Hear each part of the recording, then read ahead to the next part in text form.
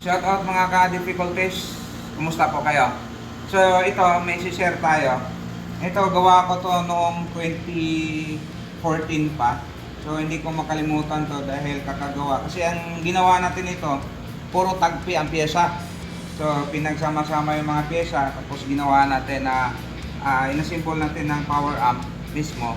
So kaya nga medyo mababa ang gastos. Ang pinakagastos natin dito is yung output. So ito, ang output natin ito na ginamit ay 6 na Sanken. Tapos ang driver natin Sanken din. Tapos lahat ng nakikita na dyan, kaya nga hindi hindi tulad ng capacitor, hindi pantay-pantay. Dahil pinagsama-sama natin yung pwedeng i-recycle natin. Yung heatsink na to, sana to, Technics galing yan. Tapos itong transformer, iniwain natin yung secondary niyan dahil ginagamit yan sa sa mga yung pang basketball na arcade. Tapos yun, pinagsama-sama natin.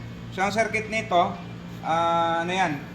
revive o revise ng instructor ko dati. So ginaya lang natin dahil yun din yung mga pinapagawa niya sa akin nung nag-aral pa lang tayo. So ayan, i-recondition lang natin to. Malakas to. Kasi bawat isa almost 200 watts ang bawat isa niyan. So ilan lahat yan. Tapos matagal ko nang hindi nagamit, co-condition natin itong mga volume control, testing natin. Kasi papahiram ko lang doon sa kaibigan natin dahil kailangan niya ng power amp. So maganda rin, ayos, lang naka-transparent. Okay, ayos.